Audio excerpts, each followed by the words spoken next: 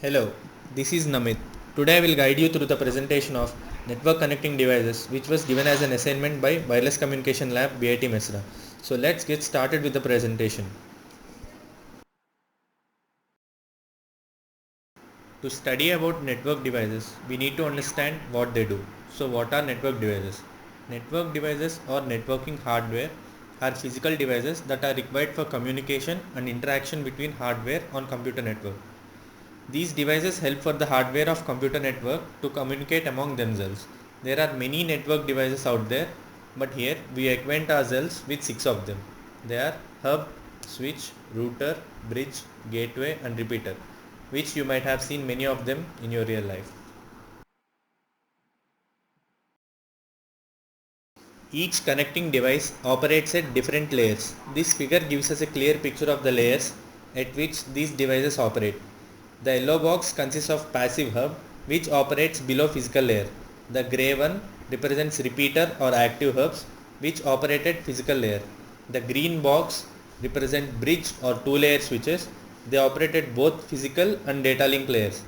The sky blue box represents a router or a three-layer switch which operate at the physical, data link and network layers. And the final one, pink box, represents a gateway which operates at all these 5 layers. So this diagram is shown in a cumulative way. This way of memorizing will make it easy to remember where all these networking devices actually operate. The first network connecting device we are going to learn is repeater. As we have seen earlier, a repeater operates at the physical layer. Its job is to regenerate the signal over the same network before the signal becomes too weak or corrupted so as to extend the length to which the signal can be transmitted over the same network. Many people confuse repeaters with amplifiers. As you can see, they do not amplify the signals. They copy the signal bit by bit, and when the signal becomes weak, they regenerate it at the original strength. It is a two-port device, incoming signal on one side and regenerated signal on the other.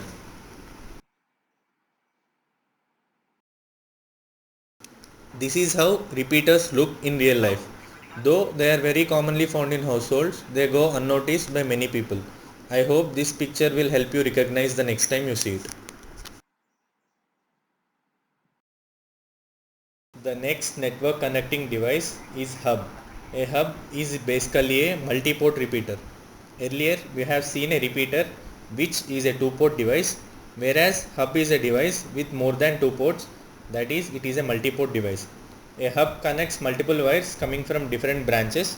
For example, the connector in star topology which connects different stations.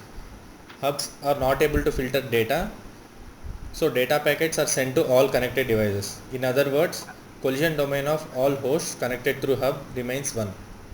Hubs do not possess the intelligence of finding out the best path for data packets.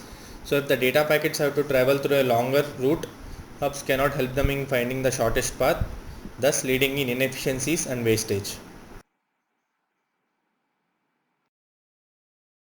There are two types of hubs. They are active hubs and passive hubs.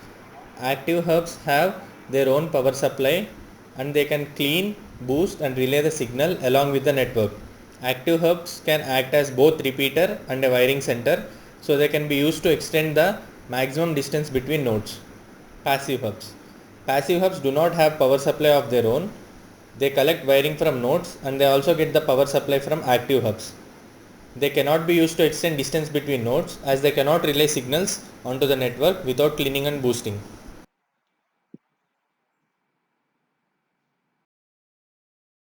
Bridge is one of the very essential network connecting device that interconnects two LANs.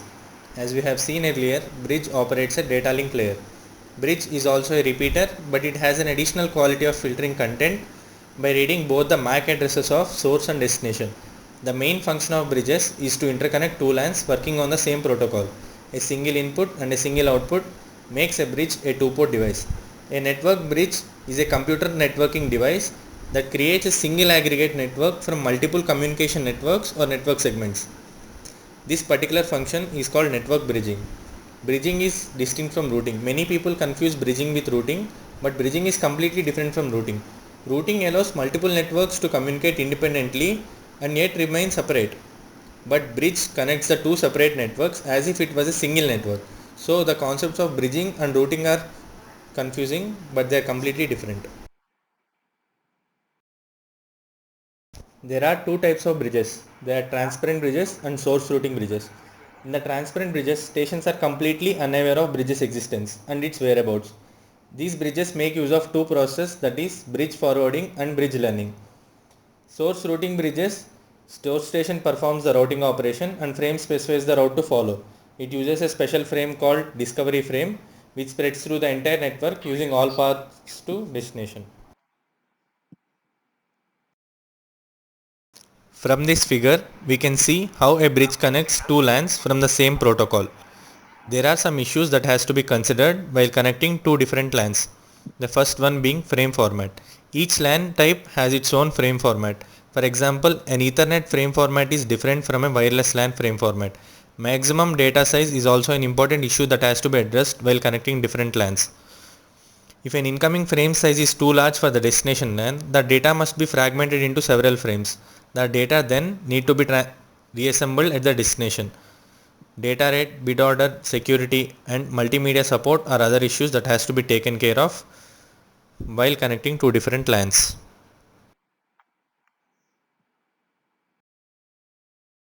The next device is switch. A switch is a multi-port bridge with buffer and a design that can boost its efficiency and performance. A switch is a data link layer device. Switch does not forward packets with errors, it only forwards good packets to correct ports only. The process of error checking before forwarding data makes it very efficient. In other words, switch divides collision domain of hosts, but broadcast domain always remains same. There are two types of switches. There are 3-layer switches and 2-layer switches. 3-layer switches are generally used at network layer and they are used as routers. 2-layer switches are used at physical and data link layers, but they are used as bridges. 2-layer switches are used as bridges with many ports. Many ports implies less traffic. This design allows better performance. Routers are the most widely used network connecting devices. A router is a device like a switch that routes data packets based on their IP addresses.